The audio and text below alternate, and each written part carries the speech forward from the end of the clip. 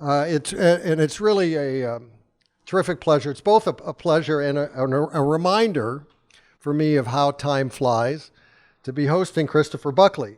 Christopher and I overlapped in college. He was a year behind, and already at that time, this was more than 40 years ago, his writing talent and creative energy were clearly evident. I figured I'd be seeing and hearing more about him in the years ahead, and I definitely have. Back then, we were both budding journalists on the Yale Daily News. I focused more on hard news, daily hard news, while Chris early on displayed a penchant for magazine writing and co-founded the Yale Daily News magazine, which exists to this day. Christopher went on, of course, to edit major magazines, including Esquire and Forbes FYI, and to write for many other publications. He also launched into books, releasing in the year he turned 30, the nonfiction Steaming to Bambula, which grew out of his stint as a merchant seaman aboard a Norwegian tramp steamer. His next book, The White House Mess, also drew on personal experience, in this case as chief speechwriter to then Vice President George H.W. Bush. As a comic novel masquerading as a White House memoir, that work showed signs of the sharp wit and satire that gained further voice in such later popular works as Thank You for Smoking, Rye Martinis, Little Green Men, and They Eat Puppies, Don't They? All in all, Christopher has authored or co-authored 18 books, many of which he's spoken about at events at Politics and Prose. Among the awards he's received are the Thurber Prize for American Humor in 2004 for No Way to Treat a Lady, and the Washington Irving Medal for Literary Excellence. His latest novel, The Judge Hunter, is his second work of historical fiction following The Relic Master, while that previous book lampooned the excesses of 16th century religious life in Europe. The Judge Hunter unfolds against the backdrop of 17th century New and Old England. A note at the end of the book says Christopher intends to set later works in the 18th, 19th, and 20th centuries, marching his way back to the 21st. And as he explained to a recent interviewer, he's given up writing political satire and turned to historical fiction because present-day American politics has become sufficiently self-satirizing.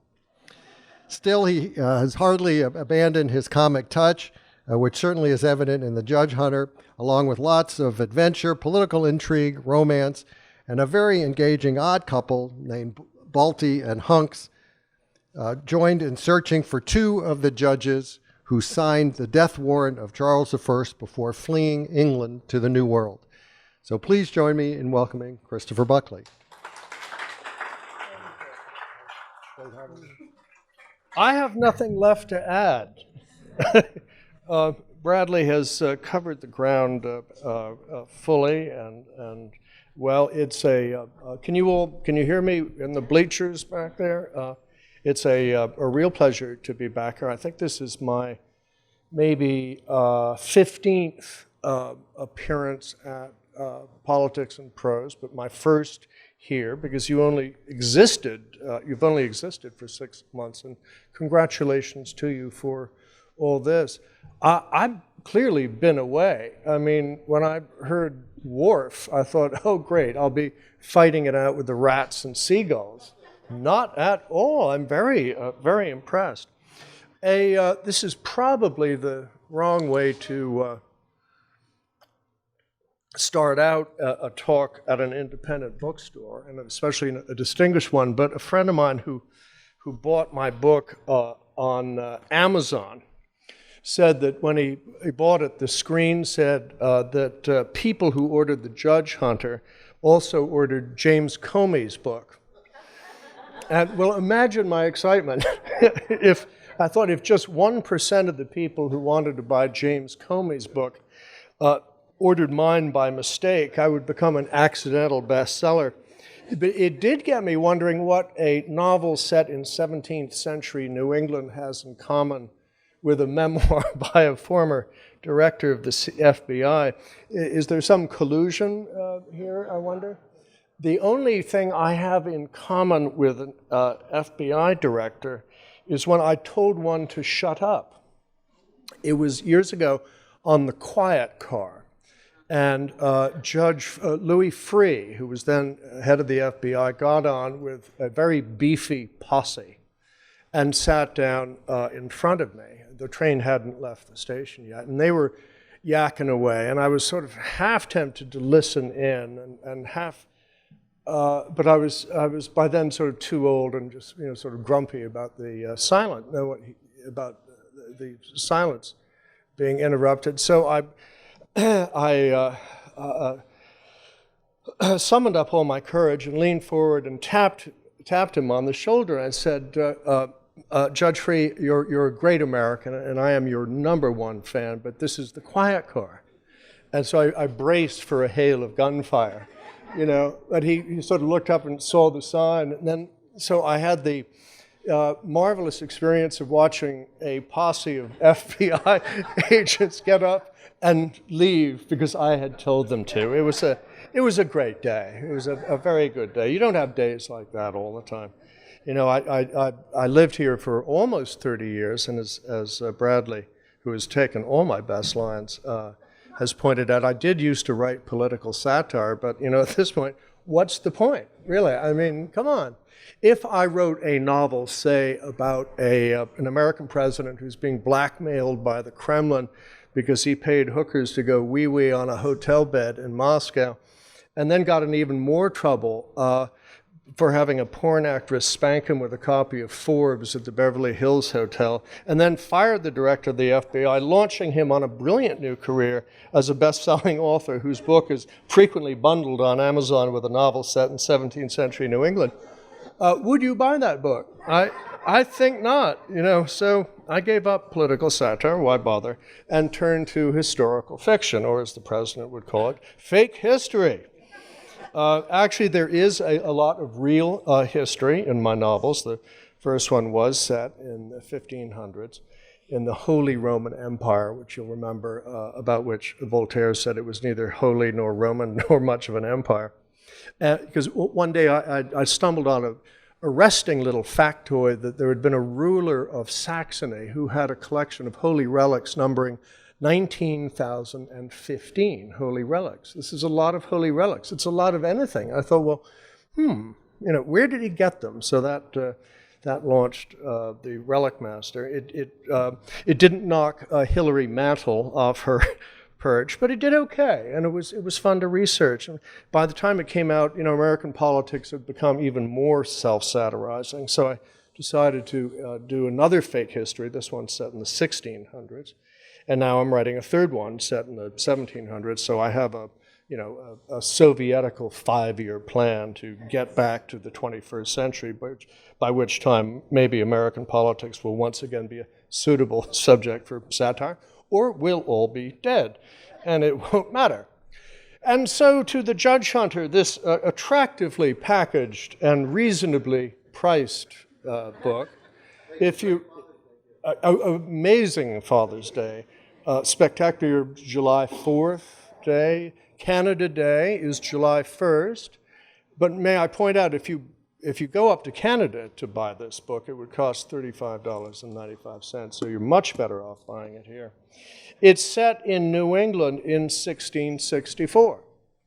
Why? Why not? That was actually an interesting year in New England for reasons that will thrill you to learn after you've purchased the book and paid full price, not on Amazon, along with Mr. Comey's book. One bonus is there is absolutely nothing in this about Mr. Trump.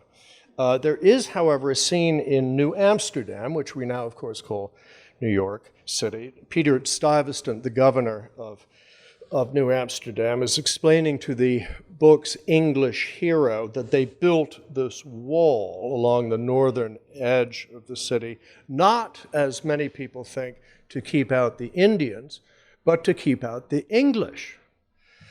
And he says to him, maybe we should have a bigger wall and make you English pay for it. Get it? Very sophisticated, my satire, as you can see. So by now you're probably wondering, why am I here listening to Buckley when I could be home reading the Comey book? Well, but maybe one or two of you are thinking, so Chris, what was the inspiration for the Judge Hunter? Well, I'm glad you asked. As a matter of fact, it's especially good to have my old friend from college, Bradley, here, because it all begins, there is in a cave atop a West Rock Park just outside New Haven. It's an odd-looking thing. It's a boulder that's cracked into pieces maybe, I don't know, 10,000 years ago.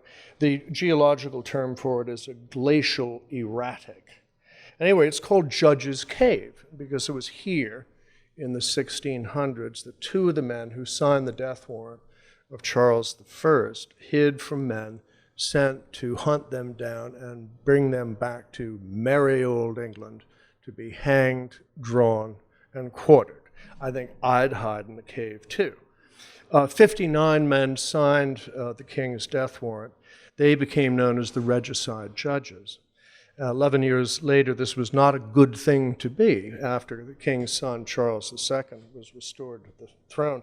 Well, I spent 4 years in New Haven, and for some reason never once ventured out to West Rock Park, 3 miles away, in search of this interesting cave. And I remember hearing about it and thinking, I really must go see that. And anyway, 40 years later, I did. I'm a bit of a late developer. And when I saw it, I thought, is the sound I typically make when I am on the verge of inspiration, but not quite all the way there. But I did find this cave evocative, so I decided to do a bit of historical spelunking. Spelunking is a word that I don't get to use nearly enough. So I had my premise, but how to make it comical. I'd given up satire, but not comedy. Regicide is just not inherently comical. Macbeth is not considered one of Shakespeare's funnier plays. It's really not even considered one of his comedies. Tomorrow and tomorrow and tomorrow giggles in its petty pace from day to day. No, it doesn't work. Why comedy? Well, Somerset Maugham wrote once, make the reader laugh and he will consider you a trivial fellow. But bore him in just the right way and your success is assured. Well, I'll cop to being a trivial fellow, but I can say with a reasonably straight face that I have never consciously tried to bore the reader. Anyway, in the course of my spelunking, I came across Mr. Samuel Pepys. Now, I knew about Mr. Pepys before, but now I really got acquainted with him. He was a lovely fellow, Samuel Pepys. As you know, he was a great diarist. Between 1660 and 1669, he kept a diary in his own shorthand, which wasn't deciphered until 1825. And it's a marvelous first-hand account. I'm sure many of you are familiar with it. It's a marvelous first-hand account of what life was like then. He told this diary everything. He even describes taking bribes. He describes his many extramarital affairs. He was a very randy fellow, Mr. Pepys, which is probably why he wrote this diary in a sort of a coded shorthand that not even a Kremlin hacker or Julian Assange could figure out. And even though he was constantly fooling around on his wife, he loved her, and many but they had a tempestuous marriage, and many of his entries say things like, boxed my wife's ears, later very merry in bed. So this was obviously the first 50 Shades of Black and Blue, circa 1660. Pepys witnessed virtually all the great events of his day. When he was 16, he played hooky from school to go watch Charles I be beheaded. And then 11 years later, he witnessed the first of the executions, the hanging, drawings, and quarterings of the first of the 10 regicides who had been rounded up. He was on board the ship that brought Charles II home from exile in Holland. And he also witnessed the Great Fire of 1666 that destroyed all of London. It was actually Pepys who told the Duke of York, the king's brother, that his city was on fire. He had a very important job at the Navy Office. He was sort of the Mick Mulvaney of the Navy Office. The mind boggles. He was in charge of, budgeting and victualling. And his wife, Elizabeth, was half French, and her father had a very exotic history. He was in charge of security for the French king Henri IV, who was one of the great kings of France, on the day when Henri IV was making a progress through the Tuileries Gardens. And I guess he wasn't paying attention because a Catholic fanatic named Ravaillac lunged through the door of the carriage and fatally stabbed the king. For some reason, he didn't lose his job. This was France. You can't be fired. And so years later, he's in charge of security for Henry IV's son, Louis XIII. And one day, there's a very excited hare hunt. That's a hunt for a large rabbit, on horseback. France. And Louis XIII was thrown into a mud pond and nearly died, except that Alexandre de Saint-Michel pulled him out. So he had this unusual distinction of having abetted the death of one king and saved another. These are the sort of lovely details you find when you historically spelunk. And anyway, so this was Pepys's future father-in-law. His wife doted on her younger brother, and I met him in the diary, and his name was Baltasar de Saint-Michel. And when I saw that name, I sort of fell in love and went, with this H with two M's, so we're getting close to actual inspiration here. In the diary, Pepys calls him Brother Balty. And Brother Balty was a classic brother-in-law. He was a pain in the ass. He was always in need of a handout or a job, provided that the job didn't require heavy lifting. And in so many words, feckless, another lovely word that you don't get to use nearly enough, feckless. And yet further spelunking introduced me to another historical figure of the time, Lord George Downing, from whom we get Downing Street. And he was a very nasty piece of work. He was brutal, miserly. He had more money than God, but he kept his mother in poverty. He was sort of one big classic basket of deplorability, Lord Downing. He grew up in England, and he was a member of the first graduating class of Harvard. No comment. But he was an important guy. At various points, he was Chancellor of the Exchequer. He was ambassador to Holland, spymaster, influential. So Pepys was constantly having to kiss his arse, as they say. But in the diary, he called him a perfidious rogue and an ungrateful villain. But Downing was also an enthusiastic regicide hunter, anything to please the king. So in 1664, the year of the action of Mr. Comey's book, Downing launched another hunt for the regicide judges who had fled to New England 4 years earlier. And now I thought, with three M's.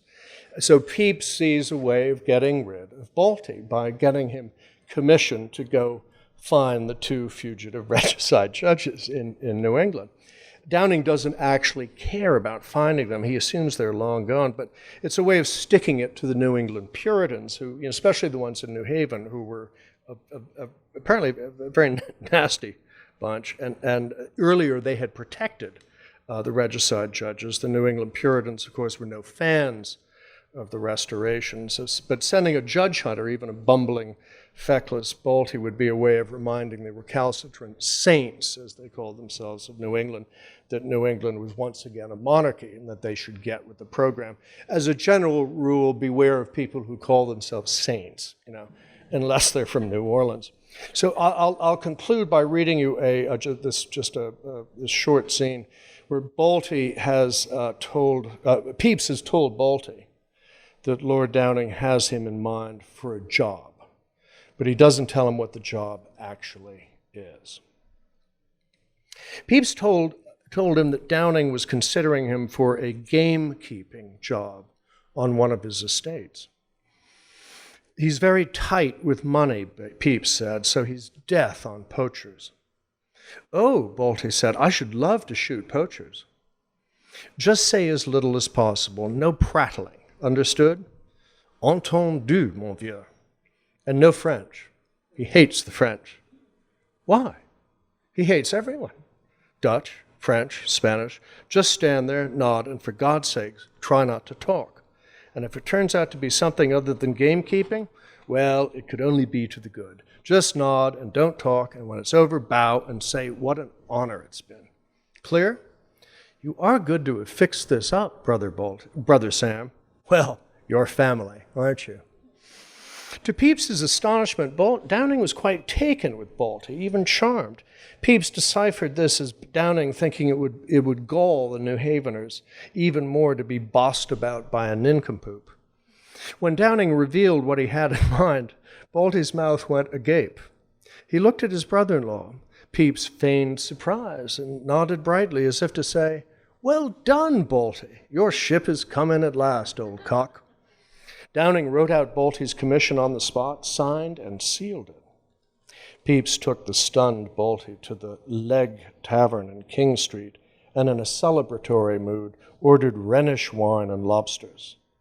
Balty was subdued. It is a bit overwhelming, Brother Sam. New England? Overwhelming, marvelous, I should say. It's not every day one receives a crown commission. I confess I'm a bit jealous. Did you know beforehand? Well, yes, of course. You might have told me, instead of making up that jibber-jabber about gamekeeping. Brother Balty, you must understand, this is the king's business. It's highly confidential. Yes, but I'd rather be a gamekeeper or work at your dockyard. Oh, come.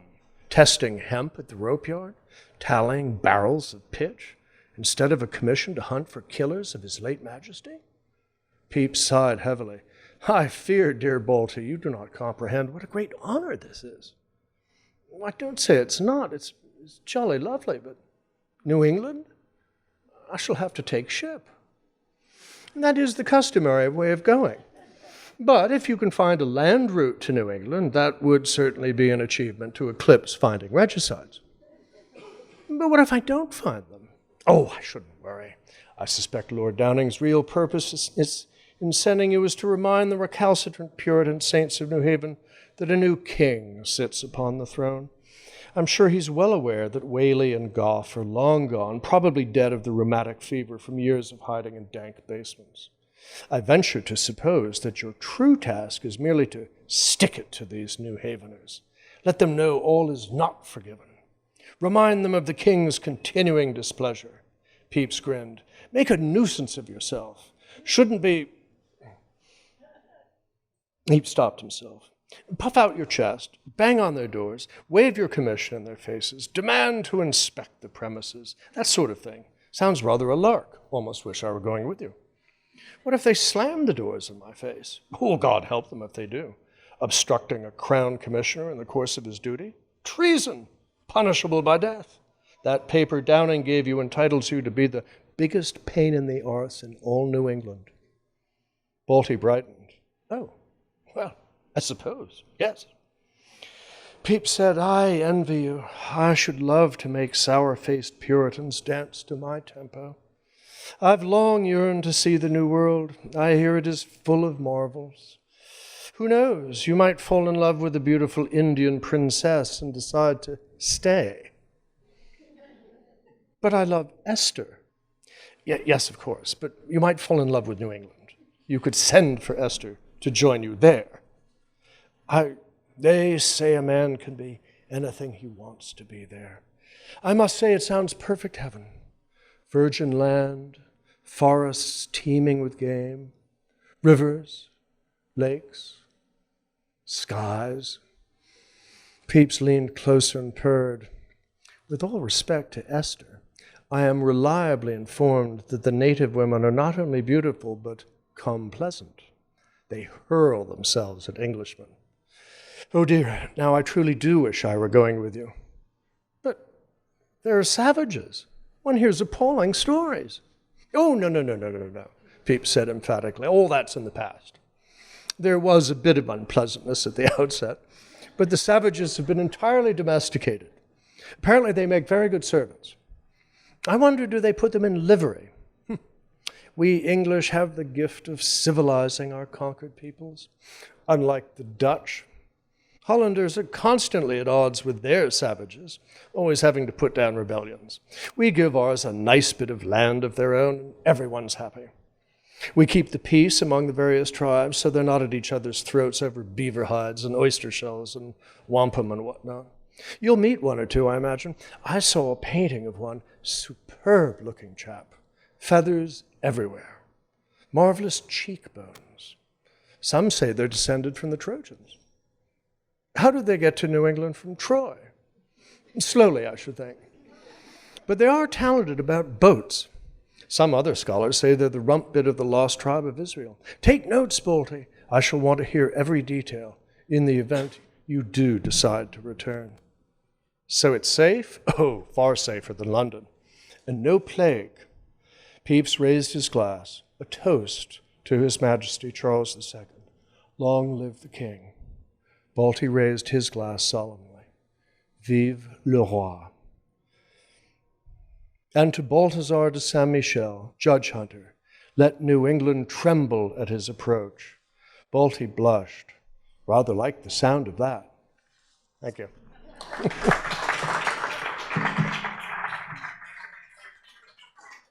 Thank you, thank you, thank you. And thank you for coming out on this sort of problematic day, meteorologically.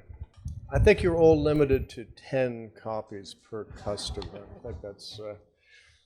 I was wondering, why did Cromwell need so many judges to sign off on the execution, and did anybody refuse? Well, it was sort of, you know how committees just sort of get bigger and bigger? I think there was probably a...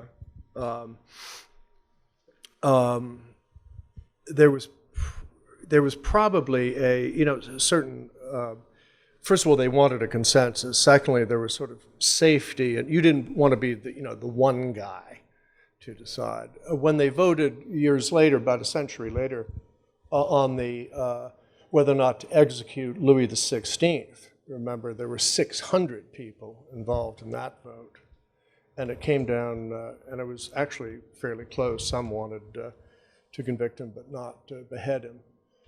Of those 59, 10 were immediately captured, and they were all hanged, drawn, and quartered at Charing Cross. And without, I guess there's no way of explaining this without going into the actual details, but you're probably familiar with what hanging, drawing, and quartering is. It's a very nasty death, and your viscera are tossed into a fire while they're still attached to you, along with other parts are cut off. And it was so awful that the residents of Charing Cross complained to the Crown and asked if the executions could be moved elsewhere. These two judges, Whaley and Gough, they had been they were majors general in Cromwell's army. They were father-in-law and son-in-law. And they were not too, I don't think, spoiler alert, they were never found.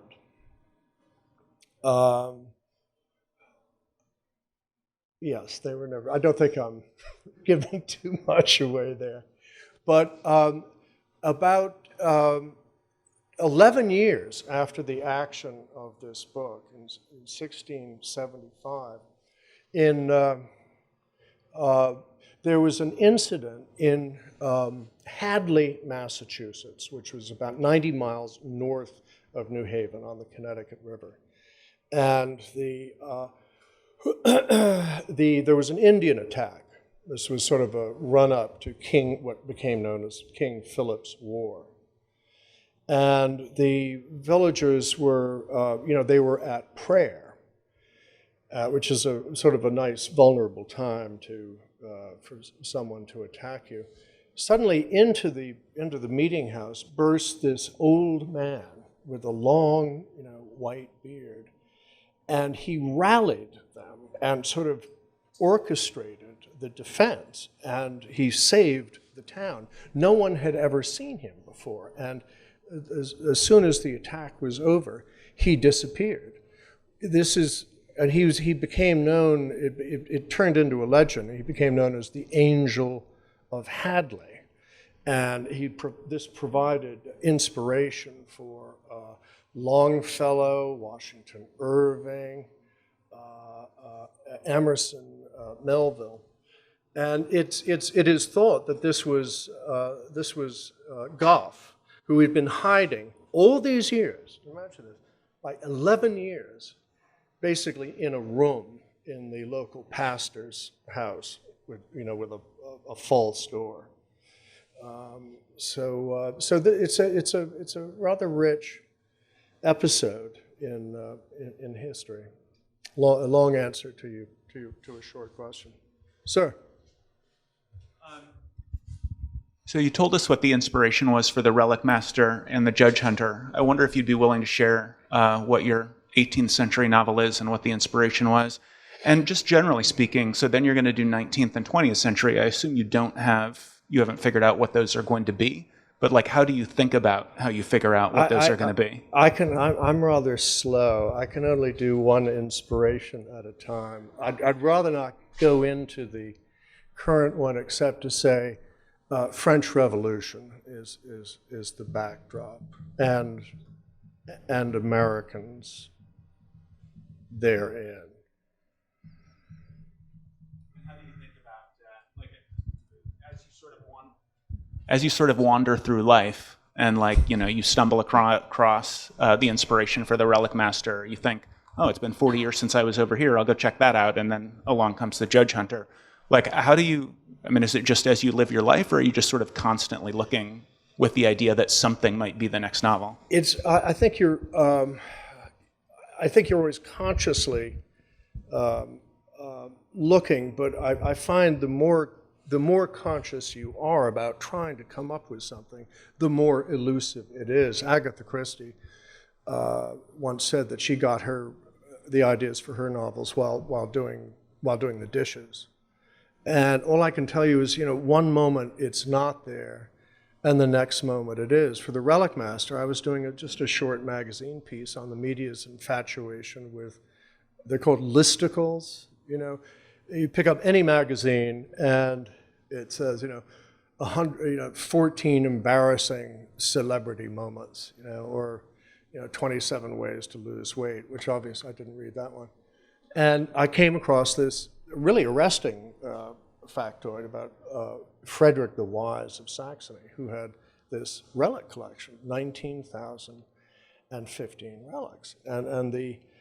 So I dove into that, and in the course of it, I learned that he was Martin Luther's employer. He'd hired this ascetic Augustinian monk to be the head of his theology department. He dreamed of creating a great university to rival Paris. So he hires Luther. So what does Luther do? Luther, gets pissed off about indulgences and kicks off the Protestant Reformation, which had the effect of devaluing holy relics. But to his credit, Frederick, he was called Frederick the Wise, he protected Luther. I mean, the Pope wanted Luther's head on a stick.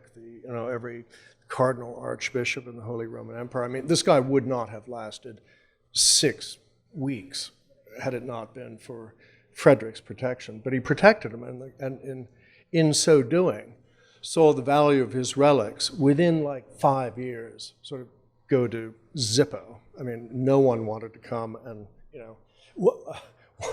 he had 7 separate galleries of relics, and one gallery was devoted to relics of the Holy Family. And so here you had the vial of breast milk of the Virgin Mary.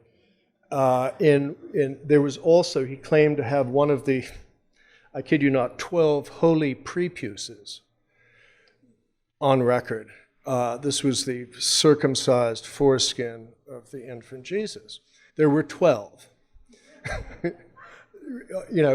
At various monasteries and cathedrals around Europe. Anyway, fascinating stuff. And I was kicking around for something, and I live about an hour from Judge's Cave, and just something about, I knew I wanted to do the 17th century, and it occurred to me, well, I live an hour from another relic, so I went and took a look at it. It was very, there just has to be, for me, it has to be something specific. For Proust, it just has to be a cookie. I need a rock. I need a glacial erratic. Sir? In the Judge Hunter, the political background of this, I'm interested that there were dozens of people that signed on to get rid of one king, and then 11 years later, all of the powers that be decided all of those people needed to be destroyed. Were the same people making those two decisions? How did the political wind change so dramatically? Well, and is there a way to change political winds more quickly? Well, look how political winds changed here. Political winds do change. My Lord, I leave Washington, and look what happens. The basic fact is that Cromwell died. Cromwell died of natural causes in 1658. His son was sort of seen as a possible heir, but he wasn't really up to it. And you see, even among revolutionaries, they look for, who can we pass this on to, by heredity, and that didn't work. And there was a vacuum, and nature abhors a vacuum. And a number of the people who had been staunch Cromwellians began to think, well, when the facts change, I guess when the circumstances change, the facts change. Downing, who was really a despicable guy, but he was a very clever guy, he was a real spy master, and he lured many of his former colleagues back, but he set traps for them. He said, it's safe to come back now, and he had them arrested and subjected to this horrible, torturous death. So he was a very nasty piece of work. But there were also lots of good people who thought, well, look, we can't have an anarchy here. We can't have, we need a leader. And so, they brought back Charles II. And that was, a mixed blessing. And when he died, it was actually a pretty good time to be in England. This was classically merry England. It was a great time for Restoration comedies, and he was a Sybarite. And he tired of executing the regicides. He stuck most of them in the Tower and let them languish. And then it went to his brother, the Duke of York, who was a Catholic, and so we couldn't have that, and so that led to the Glorious Revolution of 1688. So history, as Henry Ford said of history, it's one damn thing after another.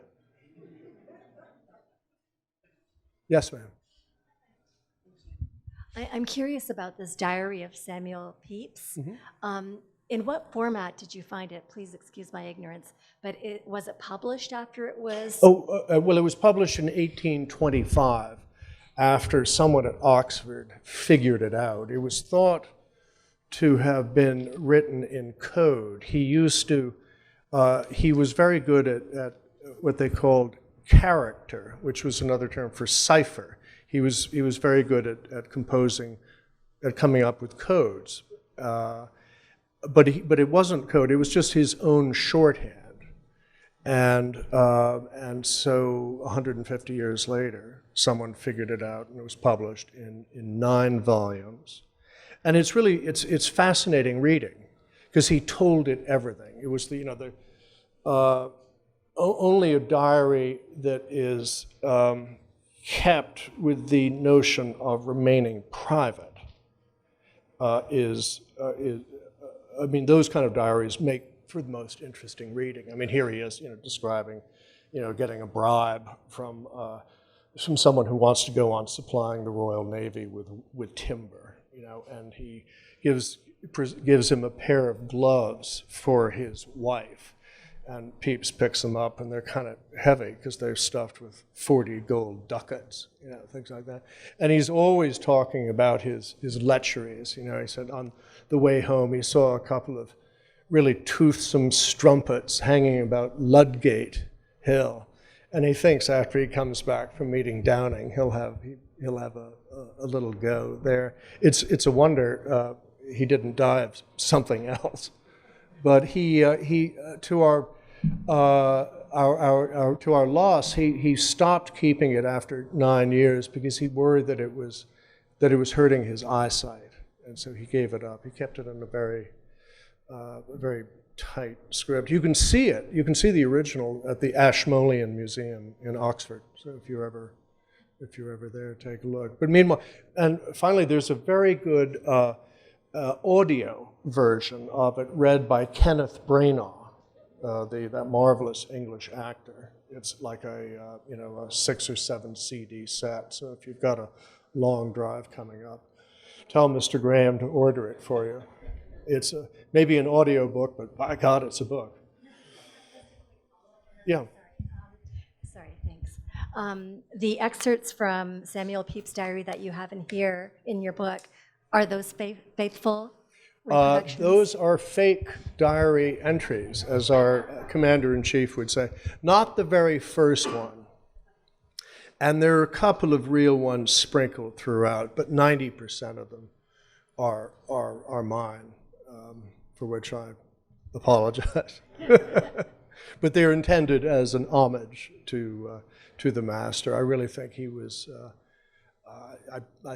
many think he was the greatest diarist in the English language. There have been many, but I think because he was very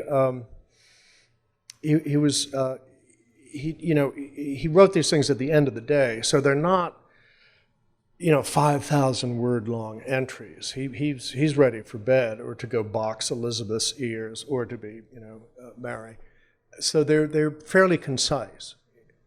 There's not a lot of verbiage. So let me ask you 2 questions. You want to say anything about the Balty's investigating partner here, Hunks?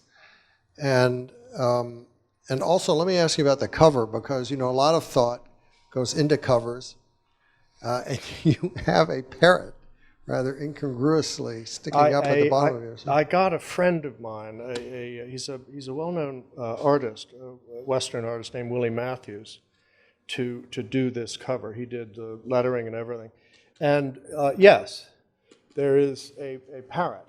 And people have been coming up to me and sort of pointing it out as if I was unaware of the fact that there's a parrot on the cover of your book. They say with sort of mild annoyance, as if, oh, damn it, how did he get on there? His name is Johann, and he plays a very key role. Well, it's not a spoiler alert. In one of the many books I read, and a book that I hardly recommend after you buy mine, is Russell Shorto's marvelous book, The Island at the End of the World. It's a history of New Amsterdam, New York, Manhattan. And I learned, among other things, that Peter Stuyvesant, who was this really fascinating character, who was in many ways a tragic character, who was the governor of New Amsterdam, and had been stationed in the Caribbean earlier on and had lost his leg to a cannonball during a siege of St. Martin. Anyway, he spent a lot of time in the tropics, and he loved tropical birds. And when I came across that lovely line, I had another moment, and so that's Johann and hunks. So Balty is, this Balty sort of rhymes with Bertie Wooster. Basically, he's sort of a sweet nincompoop. Arrives in Boston, and he has instructions to hook up with one of Downing's men, whose name is Plantagenet Spong. And he sort of wanders around Boston for 5 days waiting for Plantagenet Spong to show up. And meanwhile, he's snarled at by all these grim Puritans who hate him because he's English and he's here to look for regicides, and they protect regicides. And finally, Spong, Plantagenet Spong, a.k.a. Hiram Hunks, makes his appearance. And I modeled him after remember the great English actor Oliver Reed? You remember him. He was really just a tough guy. He drank himself to death while they were shooting the movie Gladiator, on the island of Malta. And the bar where he drank himself to death is now called Ollie's Bar. But he had a marvelous presence. He was in many, many movies. He played Sykes in an early Oliver Twist. He was just a tough guy. And so he works for the British Secret Service. And he's very secretive. Balty just thinks he's there to protect him as a bodyguard. But it turns out there's a hidden agenda, which has to do very much with the fact that this is set in the year 1664, which what happened then. Anyway, so it turns out there's more at stake than just the Regicide hunt is actually a cover story for a much larger operation. Thank you all for coming. I really am touched. And Delight Bradley, thank you for having me. Bula bula, and I hope you'll have me back. Oh, for sure. Thank you.